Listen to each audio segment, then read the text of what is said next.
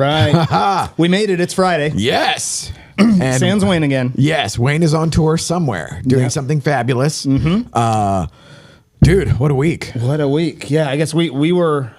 Last time we checked in was Monday morning, and we were talking about how busy the week is. And now we are... And we survived. Through it. Clearly. Barely. So what did you think? Pretty amazing time. So recap for anybody that missed Monday. Monday and Tuesday was Real Producers Elevate. Oh, we've got it. Got it on the screen. Okay, so a little shout out to the boys there. So Real Producers, for those of you that don't know, is a publication that focuses on the top 1% to 2% of real estate agents and vetted business partners. So everybody in that room, and this is the national conference, right? First ever national conference in Dallas, because Dallas does it right. And Jordan Espeth has done a fantastic job, and Lance too, building basically a city on the hill when it comes to the way these things should be run. So it was in Dallas.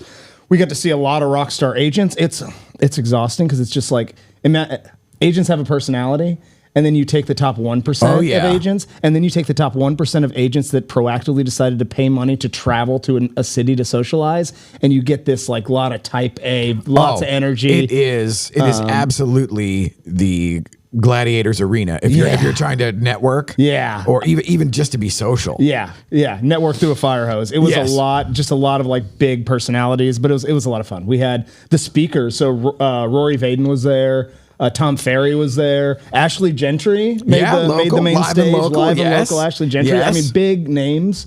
And sorry if I didn't go through the whole thing, but we were stuck in our booth because we did our own thing. Holy shit! I mean, it was. I love these things because, one, the national thing is a rarity, especially whenever it's the inaugural deal and it's a national, you know. And I /love, depending on how it turns out, whenever we are tossed an idea ahead of time and then nothing really gets done with it. And it's, you show up with like a bunch of stuff and it's like, hey, we're going to do like this. And now, of course, they had gigantic fish to fry.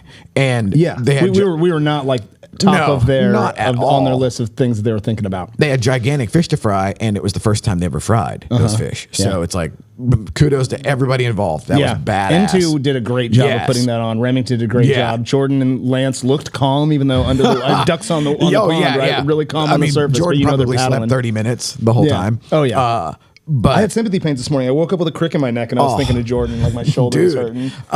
Well, and so we ended up, when we were on the hinterlands, the first day we show up and we're on the back corner of the hallway, and they have the little set. And I mean, kudos to them. They had the neon done, they had the chairs and everything, but it's we show up with all of our gimmicks, and it's like, okay, well, what can we do out of this situation? And kudos to Austin for, bringing like 3 of everything. And then having 3 more in his truck.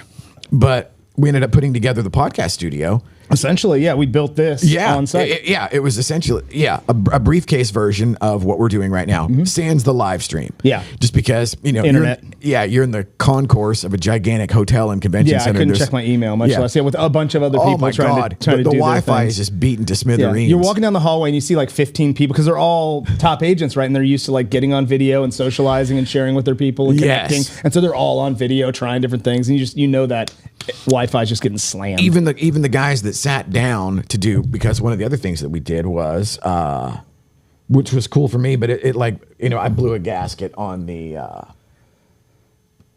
actual sit down. I don't know how many hours do you think we talked?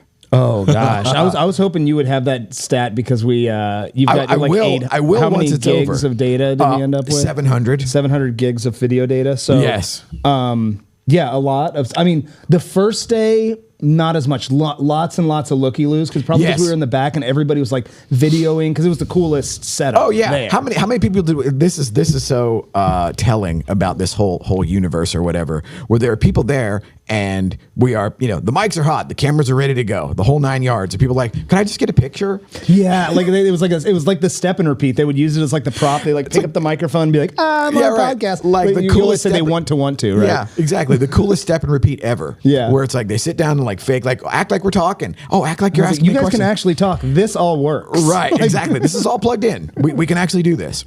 But we ended up doing, I want to say 40 or 42 interviews. Nice. And like you said, day 1 was sort of the experimental phase, where we were back in the we were in the back 40, of the Lowe's Convention Center hotel. And then day 2, well, at the end of day 1, we all got together and it was like, hey, wouldn't it be cool if we were at the entrance? Yeah. You know, because like where everybody's coming by. Because it was sexy for everybody that came by, but it's like, you just put us up front. Yeah. And so we ended up being right at the gate, basically. It's like you valet, you come in, and we're the first thing you see, other than the giant archway. Yeah.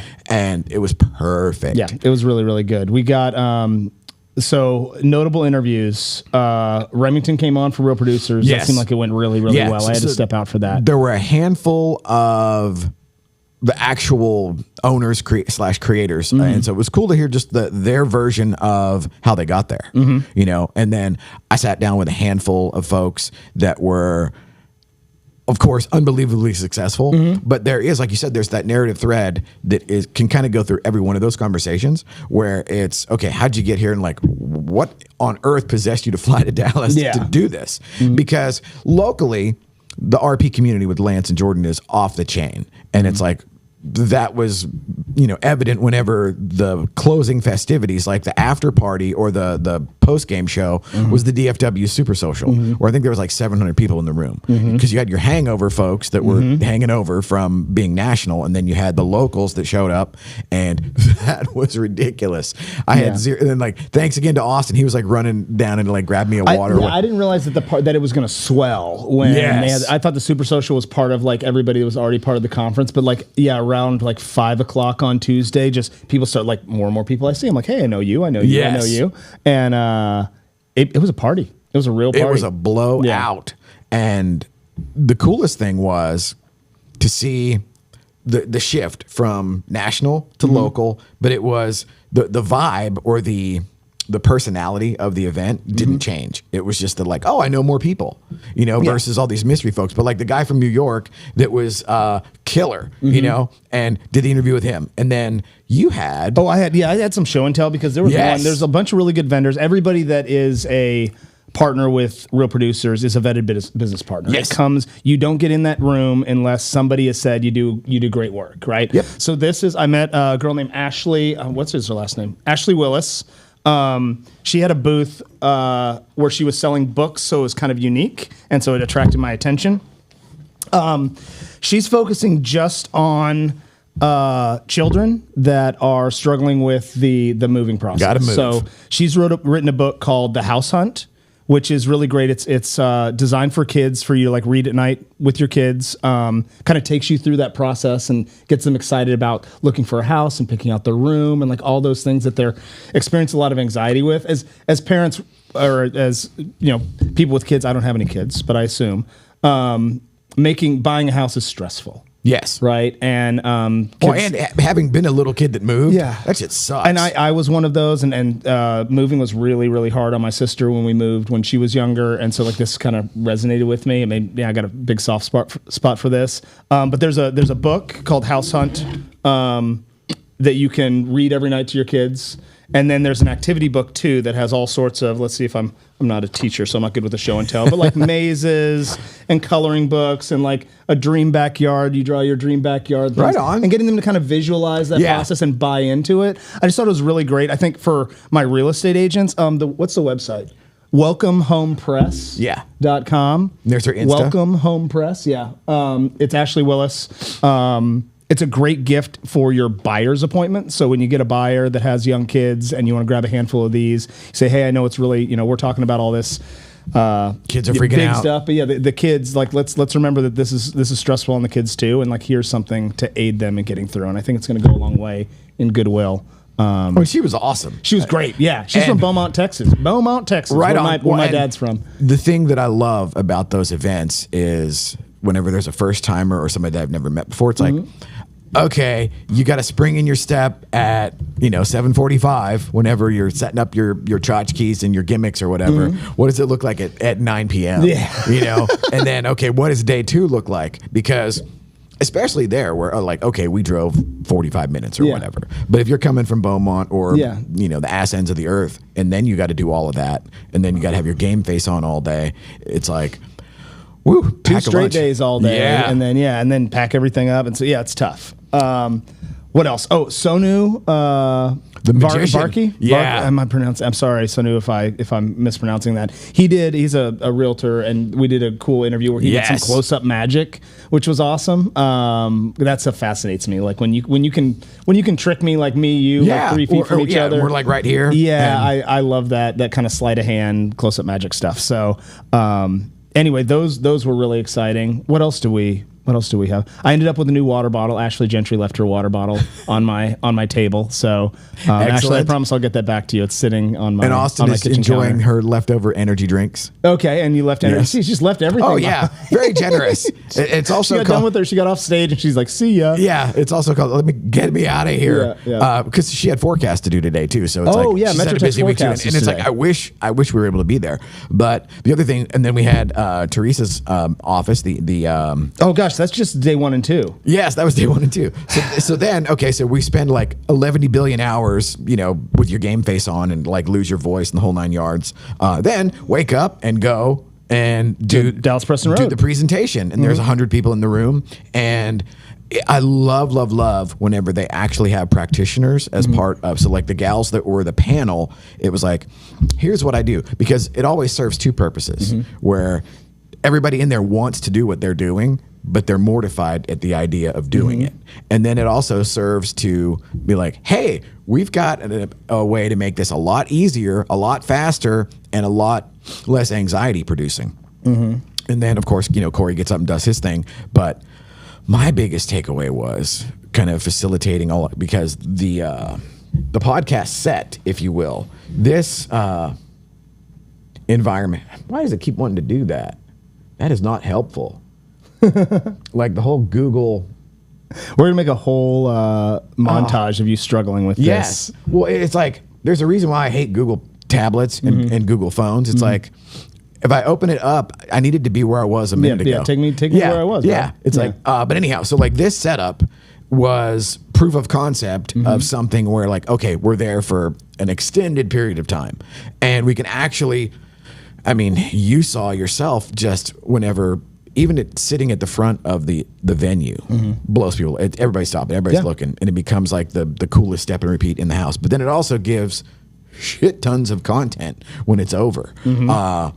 And so kind of formulating that into what was done for the social media. So this wouldn't be the realtor social media stuff. This would be more like at the enterprise or corporate level.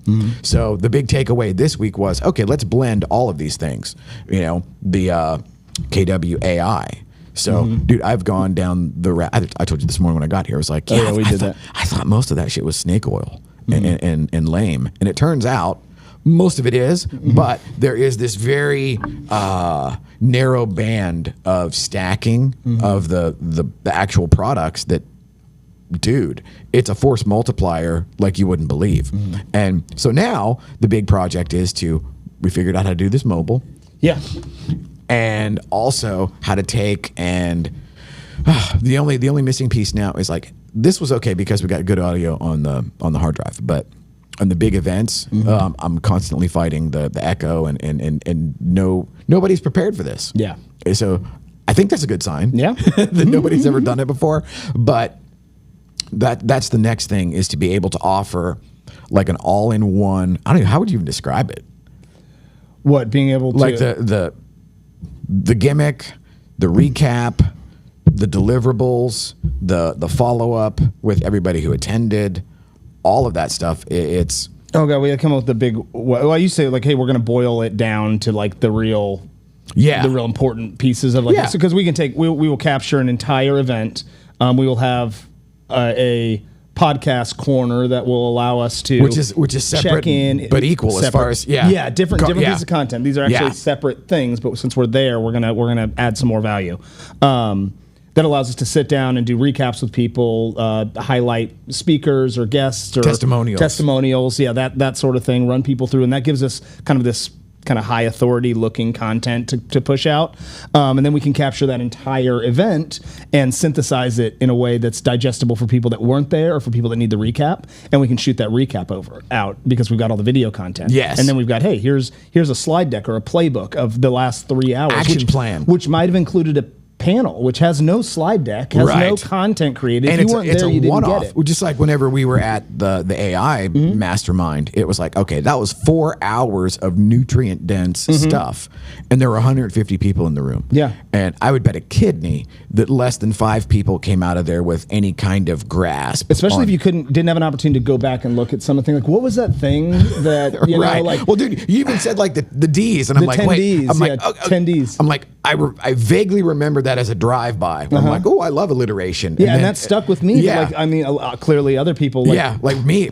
And I'm the alliteration goof. That, you know, I'm trying to. And so now I'm thinking, what did I miss? Right. Right. Yeah. What's the 10 D's to you that wasn't that went to me? Right. And every time there's an event like that where it is a half day, essentially, it's like, and technically it was a whole day because then there was the coaches panel, like you said, afterwards, which was really nothing concrete. So it wasn't like, hey, here are all the handouts or here's what the slide deck was. Because, you know, every time we go to one of these, somebody's like, oh no, I'll send you the slide deck if you want it. You know, but if there is no slide deck, then what? Yeah. Because like the presentation with Shoney, that was live. And I guarantee if he went and did it the next day, which he did in McKinney, it was different. The essential pillars of the concept and obviously the apps or the websites don't change, but he might have told a cool story that second time that wasn't told day one, and vice versa. It's like, okay, well, for here, like we're working ourselves into a place where, okay, not only can we come and document the event, but we can actually pan for gold, distill it down, melt that shit, and then make like a nugget ring. Or exactly. Or like make something out sparkly of it. And shiny, right? Yeah, that's the idea. This works really great when you don't have. When there's components of that presentation or that event that are not scripted, that you don't have a slide deck for, that's what was really good. When we had Tiffany Macy and oh my gosh, what's the girl's name? That's the 3 girls that were on the panel. Tiffany. There was Macy. She was the one I was going to mention first because she's the YouTube one. 3-letter word. Oh my gosh! Now I'm embarrassed. I'm so sorry. I totally if you blanked. See this, yeah, tell me, and I'll. But like apologies. We actually created the action plan out of that, and actually, let me see. Here, let me monkey around with this. Hold on, I'm embarrassed, so I'm gonna. It's D. Yep. Okay. So Tiffany Macy and D. They were all very different strategies on how they went about their social media. All 3 very successful, doing very different things. D being focused on like long form content on YouTube, which isn't technically social media, that Corey pointed out in that meeting, but is, you know, a video conduit that she's leveraging. And that was all totally unscripted. Yeah, exactly. Like they said, we didn't know what questions were going to be asked. We didn't know what they were going to, how they were going to respond. Be in the room. Exactly. And how many agents are at KW Go? Oh, 600. 600 agents. And how many people do we have in the room? 100? Yeah, probably 100. Yes, there's probably 500 people that didn't get a chance to see that. And the thing there is, too, the real estate roller coaster never stops. And so of those 100 in the room, I guarantee you, somewhere between 10 and 20 got a call, got an email, got a text that pulled them out of either the room entirely or what was going on. Well, Tiffany talked about 2 or 3 tools that she uses by name, and you come back and be like, oh, what was that chat tool that she used to respond to everybody? I don't know. Yeah, like that's something we know. It's ManyChat. We know it's ManyChat because we have an account. We haven't filled it out the rest of the way yet. Yeah, we did. But like here, so. It's literally. I should have brought this up first. Tiffany Macy and D. Oh, there we go. Yeah. So would help me. The whole idea here was take that one-off live event that is useful for everybody there, if they could remember, and if they could actually. Now, who said what? What was her name? What was her platform? What was her Insta? What was her YouTube? Because the biggest takeaway there was everybody was impressed with what they were doing. But the delta between being impressed and actually being able to do it is so gigantic that I would be shocked. I would bet cash money that statistically 0 people acted on what was in there that day. Yeah. So essentially, this is a playbook for them to go back and recap. And it's funny because I see everybody now trying to like build their own playbook by taking pictures of the slide decks. Like how many meetings are we in where like half the time, like every time a slide change, there's somebody there that's like taking zooming in and trying to take a picture of the slide. And we're like, what are you getting out of that? How many times do you go back and they're like, oh, not only because the only context you have is the picture of the slide, not what they were saying. Yes. And anybody worth their salt that's presenting the slide doesn't give you enough context. Hopefully not. Yeah, like because it's like I don't if want the slide's enough, it's a bad presentation. Yes, if it stands alone. And if there's too much on the slide, they're not listening to you; they're reading the slide. Yeah, and it's like, you're killing me. And then again, that's the age old, from the invention of the smartphone with a camera. It's like, I'm going to take pictures of these slides because, that makes me feel good, even though I'm not going to act on it. Yeah, exactly. Yeah, I'm doing something for future me. Right. But it doesn't matter if you don't do it. And the thing that I'm just hypothetically, as I'm messing with all this stuff, because one, it's fun to mess with, but the other is we want to create the FOMO for the people that weren't there. You know what I mean? Where it's like, okay, here are the things that were touched on. This was maybe like out of the 4 food groups, you had like 3 ounces of this, 2 ounces of that is able to be put into a handout. But now when you're actually in the room, you get the whole meal. And then if this follows up later, okay, now we actually pulled all, it wasn't like water soluble vitamins or whatever. Yeah. You're saying like design this to not be self-sustaining. Exactly. And so you're not self-sustaining, but like it's the jog your memories. It's not in and of itself. Yeah. It's not in and of itself the entire thing. Because again, like you said, the questions that are asked and the people, because it's like, what about the editing? Like somebody is like, what do you use? And then all of a sudden it veers off into something that they weren't necessarily planning on talking about. And the person who asked the question might know what they're referring to. Nobody else does. Yeah. And it's gone so far afield, but like this. And so like for the Metro Texas of the world, where even like today with forecast, there'll probably be like panels, individual speakers that may or may not have a slide deck, and if they do, it's not provided to everybody. And so the idea of not only capturing everything, but then taking what you capture and making it useful. Because it's like, to me, that's the biggest drawback for a lot of those large pep rally style events where you go and you get that dopamine hit you feel like you've done something. Yeah. And you might have even learned 1 or 2 things or whatever, but the action items and the follow-up is usually so ridiculously low as to be statistically zero. Then it's like, okay, well, what if we could goose that? Because, I went to the MetroTex thing and like the following week, I had all these sound bites that I could, like, so if we do Opus clips, so this is me thinking out loud, but it's like we take that, we distill that down into like, okay, now there's 50 reels that come out. Everybody that went, here's the Dropbox link that has all of the reels.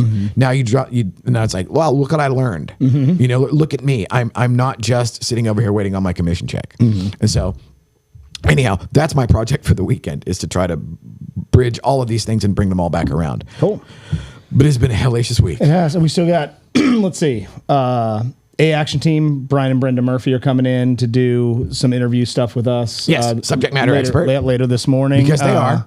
I've got a monster house I'm dealing with this afternoon and evening, and then we're rolling into the weekend. I got my nephew's birthday and a neighborhood party. How old? He turns 2. Oh. Yeah. He will turn terrible 2s. I got something going on Sunday, but I'm not. This sure will be a very rabbit hole intensive brand kit weekend, because we got a bunch of other stuff that is potentially off the chain. Nice. Yeah, I'm looking forward to seeing it. Oh boy. Rick's gonna be excited when we sit here Monday morning. So I'm gonna be like super caffeinated, and so I'll recap on Monday, and hopefully on Monday we got some cool stuff to show you. We'll be here Monday morning. Take care. Yeah.